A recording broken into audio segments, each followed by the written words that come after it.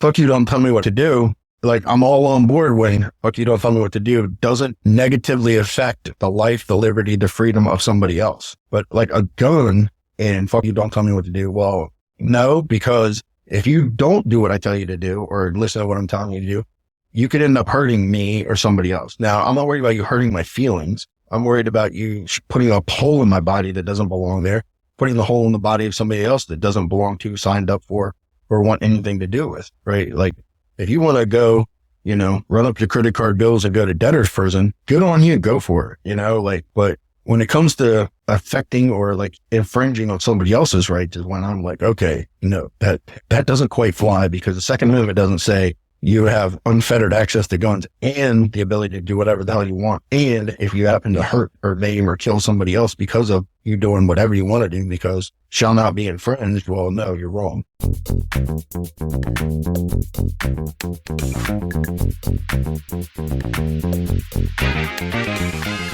What is going on, everybody? 'Tis I, the enigma of the gun airwaves, Miyanovich, welcoming you to Season 3 of the Liberal Gun Owners Lens podcast, where unprecedented perspectives are packed into the cargo hold for the LGO Lens spaceship Voyagio.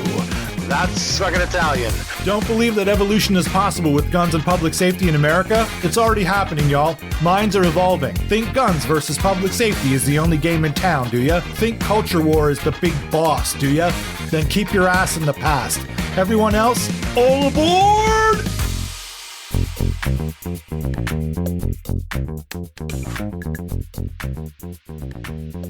So after you took that, let's circle back to Rob and ICE and PDN. Like, after you took that initial thing with Rob and he burst your bubble a little bit, were you immediately like, oh, I want to do this and be an instructor in this reality? Oh yeah. After 2 days of it, like in debrief, that was like my comment in debrief was, how do you become an instructor? Like it just hit home with me. Like the fact that, it wasn't just, I don't think Rob said good job to me once over 2 days. I liked the fact that he was like, just very direct, called out the mistakes, was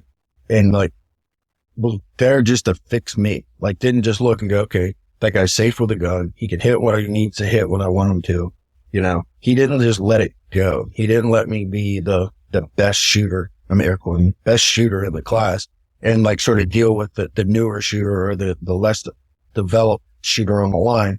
He came after me because he wasn't going to let me be the highest functioning whatever on that bus, like he wanted me to be much better than that. So he just kept hammering me, through the 2 days, it was like, oh my God, man, like and what I knew about guns, and I was very comfortable with guns and everything else, just saw that, wow, we had a new shooter on the line, and then he had me, and then he had some cops, had everybody in between on the skill level. And I swear I could sit there and see the development in everybody that was on that line. And it was just like, I really want to be a part of this, because I've been teaching CCW classes, for Naval Firearms Training Group at that point for a little over a year, right around a year. And as an NRA instructor, had my NRA instructor credentials. And then we had our own homegrown class because of the owner and his experience. He'd taken the best of all these different curriculums he knew and put together what he thought was a very good concealed carry curriculum. And I was just like, wow, if we can do this back home, that would be awesome. Because like you were saying, the first thing we ever did with our students when we took them out on the line after classroom, all right, we're going to close an eye, line up the sight. That was the very first thing we ever did back at our training school, and I brought all this back, and he was like, huh. I was lucky. The owner, lead instructor was very open-minded. So when I was like, hey, let's try this. And he was, where'd you learn this from? And I'm like, Rob Pincus, blah, blah, blah. He was like, this is pretty cool. And so he was down with it. Did you immediately, were you then like, I want to, was there ICE? But I don't know what Rob called it back at the time. It was ICE. Yeah, it was ICE training. Yeah. And then I was in, within 4 months of taking it as an end user, I was down in Virginia Beach at C2 range, going through a 5-day instructor development with Rob and about 10, 12 other guys. did you eventually stop working at the original place you worked for and just like work with Rob exclusively? Yeah. And it wasn't for any other reason than the owner got offered a pretty substantial bonus to go overseas and train contractors and manage contractors for the State Department in Afghanistan.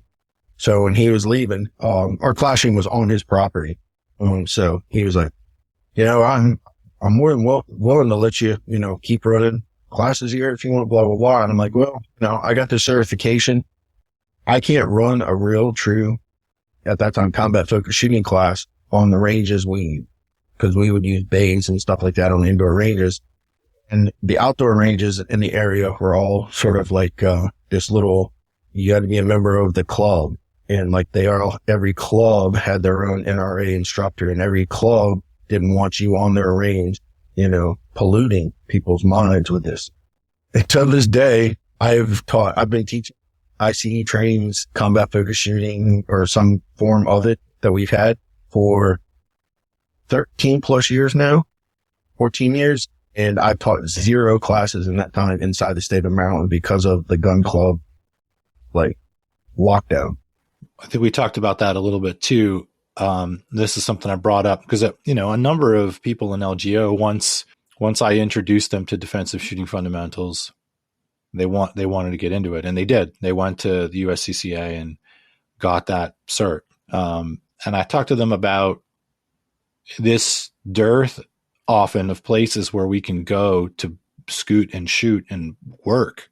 You know what I mean? It's a lot of static line Fudd shooting and one shot for every 10 seconds and all that kind of stuff. And I brought up with them that it's a unique opportunity too. If you believe in this curriculum and you have the certification, maybe you can go around to some of your local clubs or shooting locations and talk to them about being open to this. There's like an opportunity there to kind of change that reality. But we have to do it properly. You have to be respectful. And if you do make it into a place that's open to it, you can't act a fool. Like, you need to know what you're fucking doing. You need to represent, right? So it's an important opportunity. I'm not sure that we've actually broken down any doors in that regard, but it's a conversation that we have because, I would rather, if humans are saying, there's this shit where people put the gun on their belt and they slap it and they're like, no, nobody's going to get to me today because I got old Bessie with me. And right. But they don't fucking do any self-defense training like whatsoever. But they're totally like, old Bessie's going to take care of me. Well, old Bessie's not going to take care of shit, is my opinion. So unless you're doing some scoot and shooty type move around at least, and this particular curriculum, so that to me is something I've seen wide open. Like we have a challenge here with places like Maryland or other places. It's sort of part of the mission, I think, of defensive shooting is we have to be able to try to provide more places for this more regularly, and we don't have enough of them, in my opinion. That like in IC training, I'm the outside instructor liaison. So anytime a new instructor gets certified, they go through me to, okay, how do I get on the website? How do I get active status, this, that, and the other? And like the number one thing that I hear from newly minted instructors is I can't find a place. And I'm like, well, have you gone to the range and sat down with the range safety officer, the chief range safety officer, or try to get in front of the board of directors?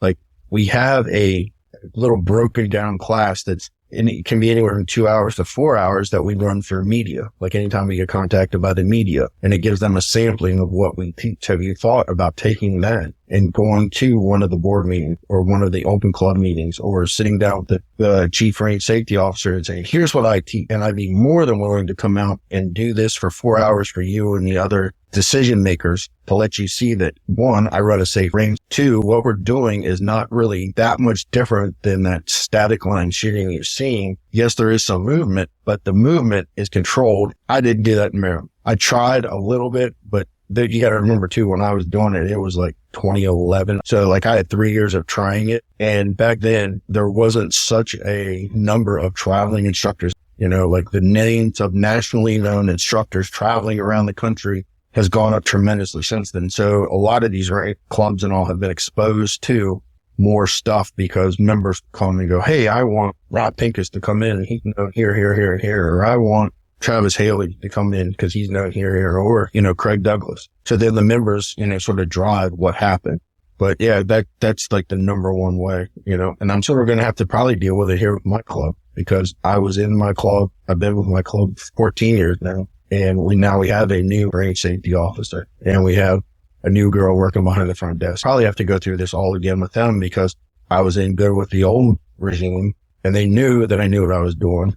I haven't gotten around to it, Do you feel like, generally speaking, for guns in the country, just your hip shot estimate and feels, are there less opportunities to shoot? Are there less ranges? Are there more ranges closing down? Is it kind of staying the same? It's sort of like, to me, it seems like one will go away, but then another one will show up. And then one will go away and another one will show up. Like Barrett Kendrick, he is definitely my peer within ICE training. He's like a master instructor. He just lost his range in Louisiana and it was sold. And it was sold to, I'm guessing, property developer because the range is going away. So now he has to figure out something else to do it. So yeah, I would say it's harder to open a range now than ever before, especially in outdoor, just because you have EPA and everywhere there's a house and nobody wants to hear the noise of gunfire. I've seen gun ranges being shut down that have been there for many, many, many years in a 1-year-old development that has a couple hundred houses. Now they're complaining. But the developers knew darn well that there was a gun club right over the hill. And they're like, you know what? Don't care. I want to build my houses, make my money. And the gun club's getting shut down or the gun club's being very heavily restricted on what are the hours that they can operate. Yep. Yeah. We've gone through that too. Our main training was originally at CCC, and outside of Fort Worth in Texas, and that got shut down. And then I immediately found Range 35 in Grandview, Texas. And that's been our dude, Don Adams, that has been our dude there. He's been great, but he's got a smaller range. It's like an acre and a half. And he's surrounded by that kind of Texas development reality.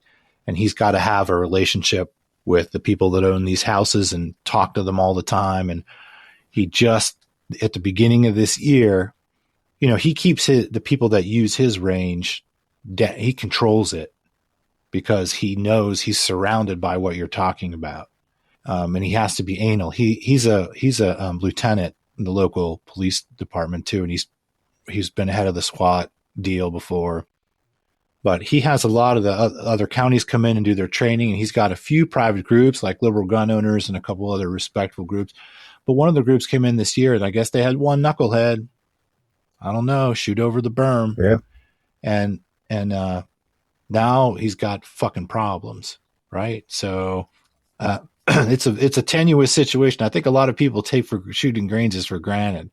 They don't think about it. Right. But it's not an easy thing. Oh, absolutely. I mean, when I first moved down here in Florida, I had a friend that owned 400 acres and he had a hunting lodge on his 400 acres. Him and his group of friends had this 400 acres and on their hunting lodge area, he's like, I can build you a berm. So he threw up a berm for him and I had a berm that I could fit, 10 people, no problem on. Nice big tall berm. And then we built, a frame for targets and this, that, and the other. And I could use it whenever I wanted as long as I just had to check with them, make sure those guys weren't out there hunting at the time. And I would do that. And then behind where this was, it was like right on one of the borders of this 400 acre. Well, right on the other side of his property line, the city decided they're going to put in a little pond and a nice little walking trail. And it's directly on the other side of my berm. So where my people are pointing guns, they are pointing at that. And now granted the berm was high and everything else. And I kept getting Fish and Wildlife and the local PD would show up on training days. Never had a problem because I wasn't breaking the law. But I had one student get darn close to the top of the berm. And that was my last class there because I was like, I don't want to test my insurance policy and I don't want to test my friend's policy on, whatever kind of homeowner's insurance he has because one of my students fires one over in Berlin and God forbid hits somebody walking around the pond on the other side of the property line. It's a reality. And, people, definitely don't get it. But if you go to any public range and they have any overhangs, look up at the overhang and see how many bullet holes are in the overhang that's, 25, 50 yards away from the firing line where you're supposed to be loading magazines. And there's somehow you see bullet holes in your roots and you're like, okay, there's somebody that was not paying attention. Let's talk about that. This is one of my favorite topics. Dipshit gun owners and how bad they are for the Second Amendment and gun rights, because we spend a lot of time rightfully shitting on anti-gunners, right?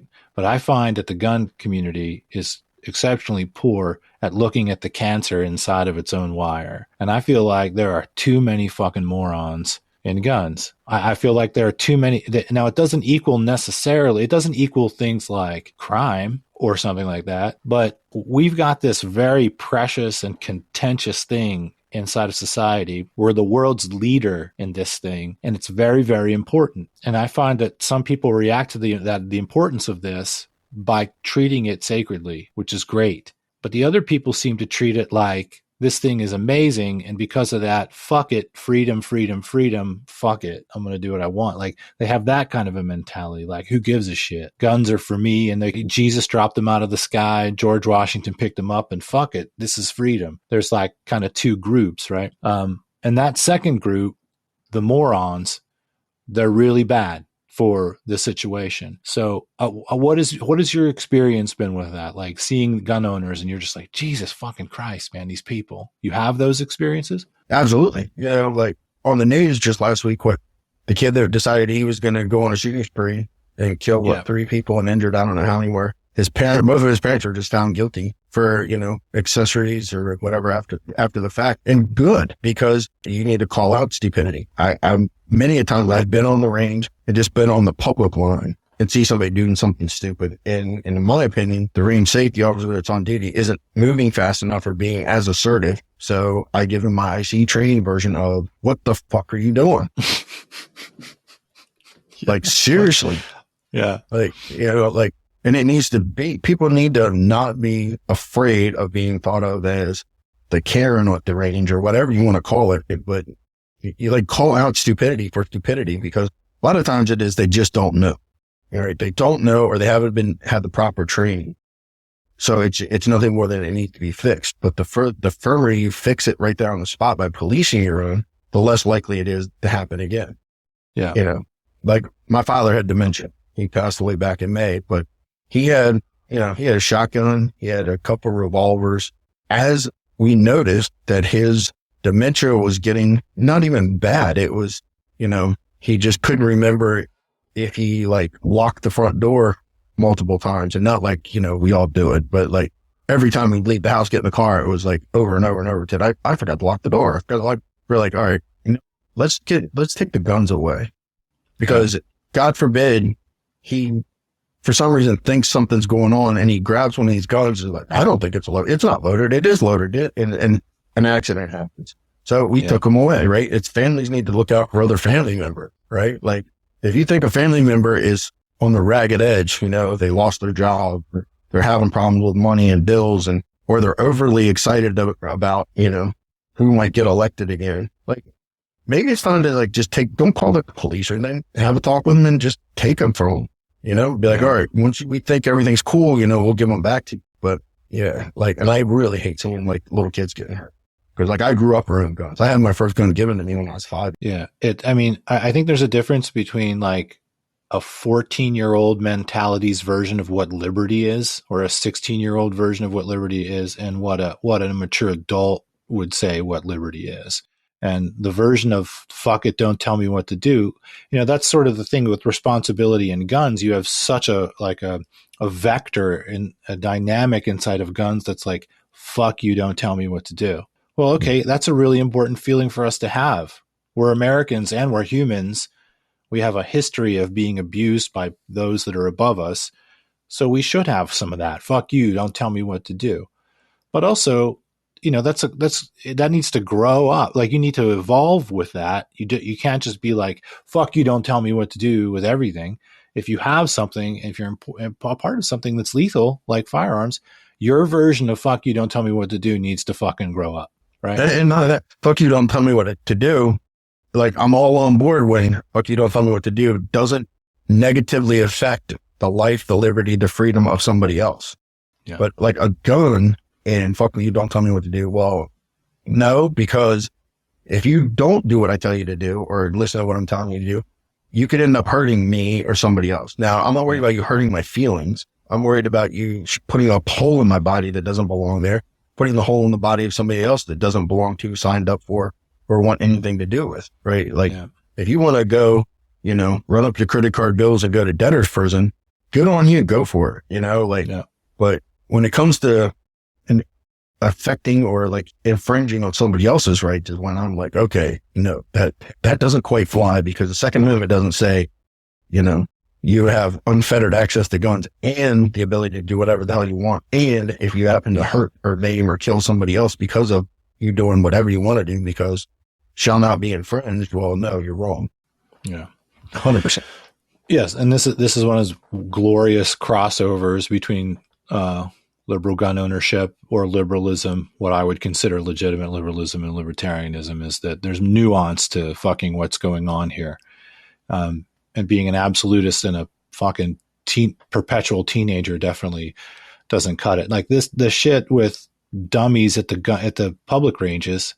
That's why I don't hardly go to the public ranges anymore. Not just because of the lack of safety and just fucking bullshit, but like if these places that we could go where we could go out and shoot the shotgun, like out in the woods a little bit, it's a known public place. These cats are leaving their garbage everywhere. They just treat it like shit. There's fucking McDonald's bags. Like, this is why I'm strongly against when people, at least online in the gun reality, are trying to be like, they don't want us to criticize our own. They want us to criticize only anti-gunners. But as I said, when I brought this topic up, I think we have way too many problems with dipshits who own guns. I wouldn't call them the gun community, but they are people in America who own guns, and there are too fucking many of them that are morons. Absolutely. You see it every day in the news. Yeah.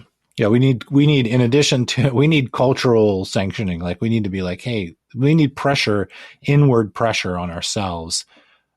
It happens on the liberal side too. It's not just right wing rural douchebags. It's left wingers. It's everybody.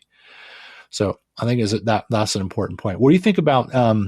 So we have a challenge with doing self-defense training in America. There's kind of an extra challenge there because of the physical realities. What about when we move from the pistol to the rifle, though? Do you feel like there's even less opportunity to do that? Yeah, you mean as in the getting good training on the rifle? I mean, like, or going somewhere and actually being able to shoot the rifle. Yeah, like going somewhere and being able to do defensive shooting fundamentals with the rifle. I feel like people are more open to it with just the pistol and less open to it once we get to the rifle. Then people are a little bit more apprehensive, like, because there's movement and stuff like that. Yeah. What I will say with the rifle is for some reason there's like this that more like worry about trying to get as realistic as possible with the rifle. What I mean by that is, like, so my range is, all right, a small rifle just hanging on your body with the safety on, round in the chamber, is considered safe. It's the same as a pistol, magazine inserted, round chambered, gun in holster, a real holster. It's the same thing. When it comes, and that's how people walk around my range, right? You don't touch the gun unless you're on the firing line, or I've told you to take the gun out of that holster. Same with the rifle. If it's slung on your body, you don't touch the rifle. You don't pick it up. You don't put any points of contact on the rifle. You just leave it slung. A lot of these ranges oh, no. They have to be shown clear with flags in them after every shooting iteration, and there needs to be a gun rack right there behind the line. Okay. Hey, I work with it, all right, that's cool, because when it's time to reload, a lot of people don't want to stand there with a gun slung around them. It's heavy. They're tired of it. It's hot. And I always have a gun rack sitting back by the loading tape, and then they can take them off and set them there. Okay. That's something we deal with. You know, we have to go through the loading procedure every time to get the iteration started. That's really the big one. Some places, you know, they think, oh, the AR is going to destroy our berm and make us to do berm maintenance much sooner, which isn't the case. Yeah. But those are the big ones. But if I can do a pistol class, I can do a rifle class. Yeah. 9 times out of 10 at these places. It's really the cost, you know, for people. Yeah. I said something that I've noticed that, I mean, we've been lucky because most of the ranges that we've gone to have that same mentality that you have. But I can just foresee, and I've heard feedback, but I can also just foresee, you know, if we're trying to get defensive shooting in on these places that are a little bit more reticent, I feel like there's a better chance of getting that to happen with the pistol, at least to start, than if we just came in and were like pistol and, oh, by the way, rifle too. I feel like would make people fucking freak out. Sometimes it's just additional, you know, you just have to give them that additional information, the range or those in charge of, okay, here's what I'm going to do. You know, we're not going hit crazy with the high port running from structure to structure type thing, you know, because that's where the real big, like, you know, I don't know if your listeners, how much they know about our program, but we teach a low, high compressed ready with a rifle. So the muzzle is pointed at the ground, and it's for efficiency reasons as well as presentation and getting that force point of contact. But if there were some empirical evidence somewhere where carrying a high ported rifle with a muzzle pointed up was more efficient, we'd figure out a way to make it work and teach that way. But thankfully, our teaching methodology and the technique that we teach puts the gun in a safe position. So when I talk to these places, if they ever seem a little bit reticent, I'm like, all right, well, here's how we move with the rifle anyway. So if for some reason there's a mechanical failure and the safety is broken and it hits a little piece of shirt or molly or whatever they have on their front and the gun goes off, it's still just going to put a round into the ground. Because I'm not having them pointing guns at people. The gun's only allowed to be pointed at the ground in front of them or at the berm. So, you know, it's an education thing. Yeah. It's something to think about. One of the last times we talked about this, it's sticking in my brain. You were going to gear down from instructing as much, and you were going to try to go into teaching, or you're going to do teaching, or you're going to be working on another job because you were. I guess I should ask this first. Were you just instructing full time for a while? Just instruction? Yeah. Oh yeah, I've only been in teaching personal defense, firearms, and instructor development now since 2014. So coming up on 10 years, that was like my only like form of income. That was how I was making my livelihood. And, you know, working for PDN and stuff, you know, doing training talk with Barrett and working as a subject matter expert for PDN. Yeah. And we talked about this a little bit before I hit record, but you were kind of like on the fence now between doing something else and still instructing. Can you remind me what you said? Where are you right now? Are you full-time instructing right now, but you have sort of a goal to do a little bit something on the side? Yeah, I'm still full-time instructing. It's just, you know, down here in Florida, we recently went to not true constitutional carry, but for lack of a better term, constitutional carry, where in the state of Florida, if you're a law-abiding citizen to buy a gun, you can carry that gun concealed on your person. Since that's happened, it really has really knocked down people out there searching for training because it's, I don't need training. I can just carry a gun. And don't get me wrong. I am 100% for constitutional carry. I do not think you need to be talking to some government agency to be allowed to carry a gun concealed on your person. That being said, that is a right and it comes with responsibilities, and you need to train yourself what you should be doing to be safe and everything else. Yeah.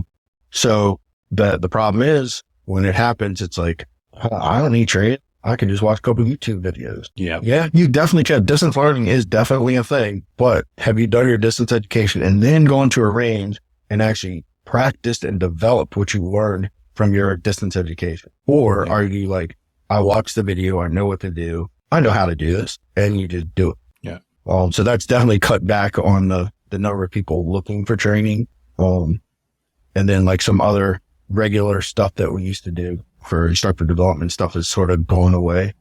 So it's like, you know, I've been doing this and it's been a stretch, because I've been doing this since, I started with George Bush, and then I made it through Barack Obama, and then I made it through Donald Trump, and now I'm making it to Joe Biden. And it doesn't matter who is in charge. There's different challenges that come with being a firearms instructor. And it's not, everything's great because Donald Trump or George Bush is the president and everything's horrible because Joe Biden. It's not that. It's what happens with that person in office and what it affects. So like Donald Trump came in and all of a sudden ARs are flying off the shelves because God knows what's going to happen when Joe Biden becomes president, or, like, Sandy Hook happened and, Barack Obama was like, oh, I'm done with all this school shooting, this, that, and the other. And then the panic buying got started and then I'm handing out, $50,000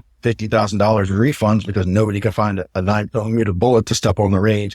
And if you can, who wants to shoot 500 rounds at $1 a round for a class you paid $200 for?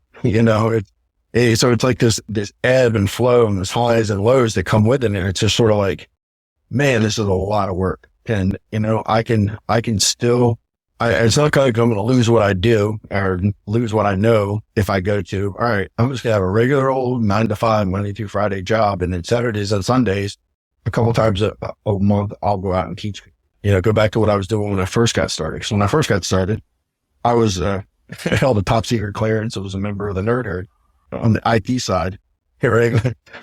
Working in skips, top secret buildings and stuff like that. And then I just did this on the side. And then it was sort of like, I want to do this full time. It was great to like get out on the range, be free and not sit behind the desk, 40 hours a week.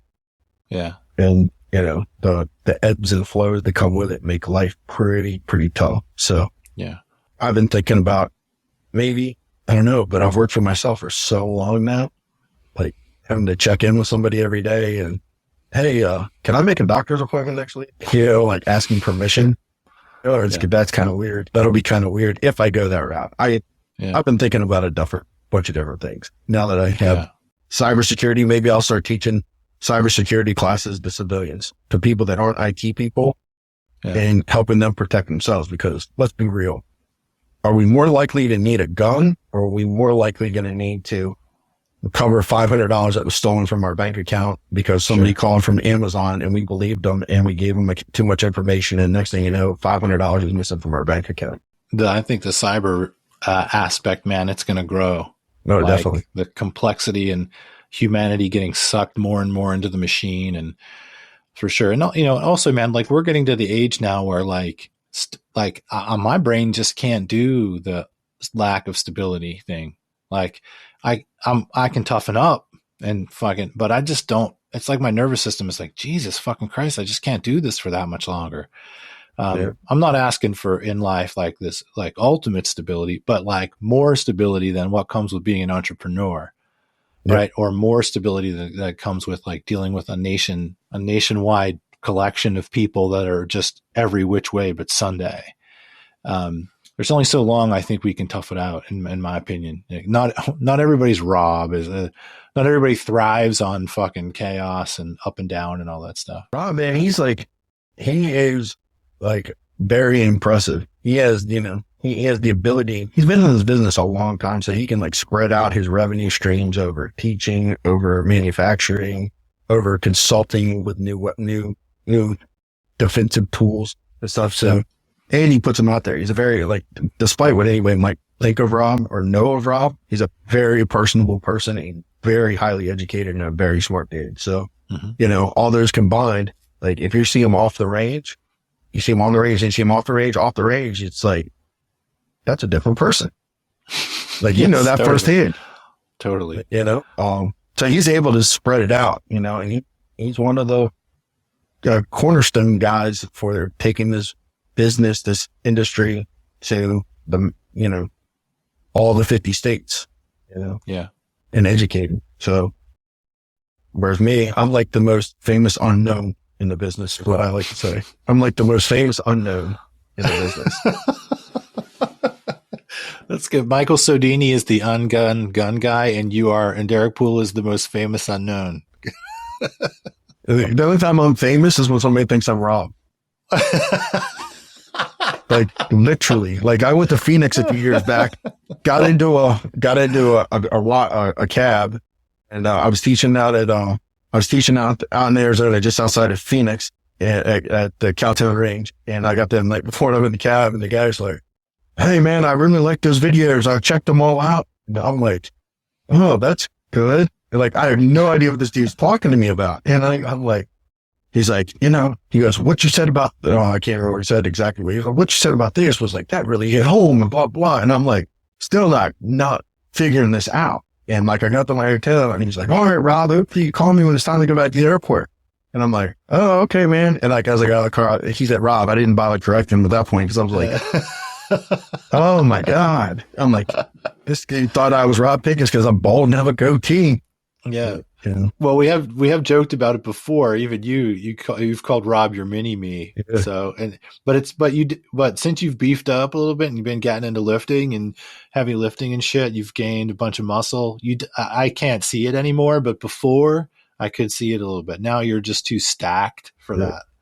But just the head part, right? Like, so Facebook still thinks will reverse tag me and Rob. Like one time on Facebook, there was a picture of me like somewhere, and it had tagged me wrong or something. And my wife was like, basically like, "Oh, he looks so handsome, blah, blah, blah, blah, blah." And Rob's mom, Cindy, was like, "Why are you saying that to my son, Rob, blah, blah, blah." And it was like my picture, but Facebook had tagged it as Rob. It was like, it does it all the time. Like just recently, Jeff Abraham and I have been friends with Rob for 10 years on Facebook, but it was me on the picture with him and Jeff. It's the craziest thing.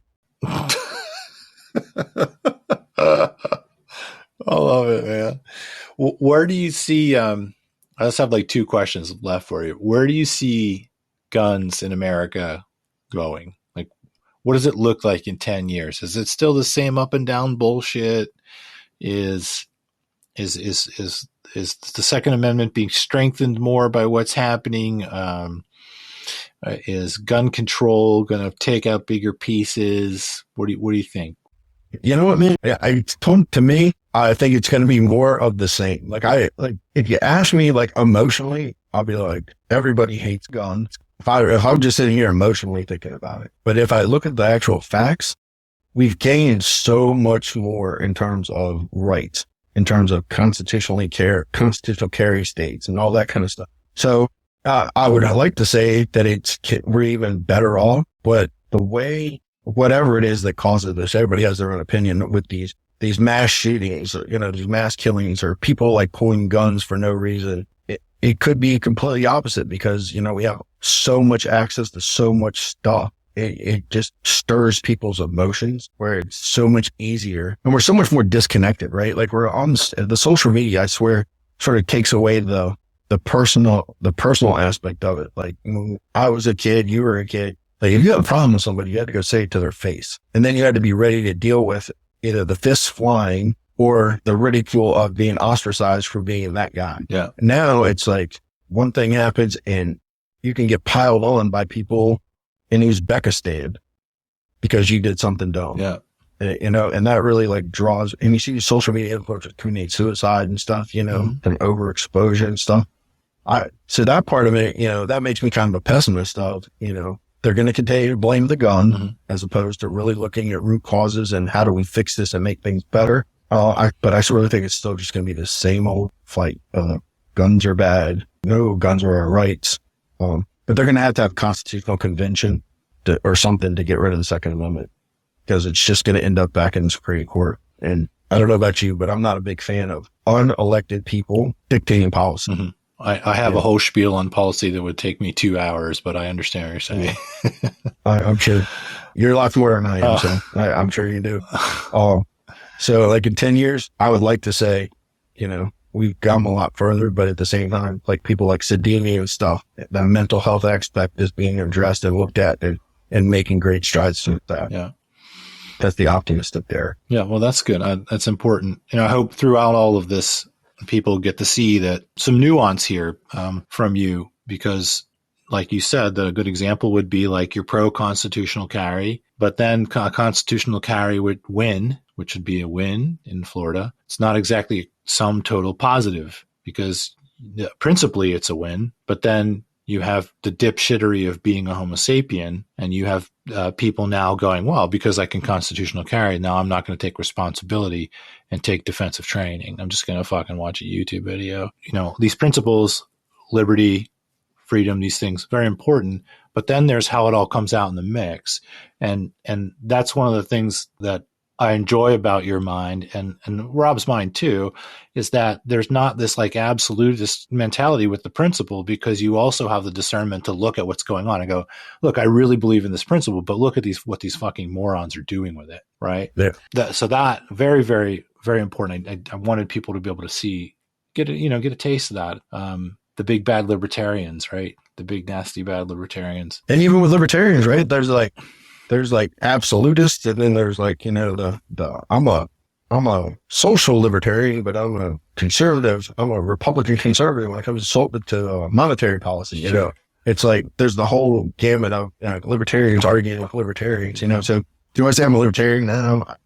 If I have to pigeonhole myself or put me somewhere, I'm a libertarian, because I will always err on the side of freedom, or civil liberty over what do I actually feel. Because I was kind of an absolutist before I met Rob. Like, I would give Rob a lot of credit for making me a better instructor and like opening my eyes to defensive training stuff and how to look at stuff critically and question it. But also I could tell you, like, back when I was like in the Marines or fresh out of the Marines, I was a shall not be infringed. Like, that would have been me. Mm-hmm. And you would have been like, if Randy would have known Deryck back then to now, you'd have been like, dude, remember when you were such a clown show going, shall not be infringed, So, I've grown. So like if I wish I knew what I knew now back when I was young enough for my body not to hurt for it. Youth is wasted on the young. Exactly.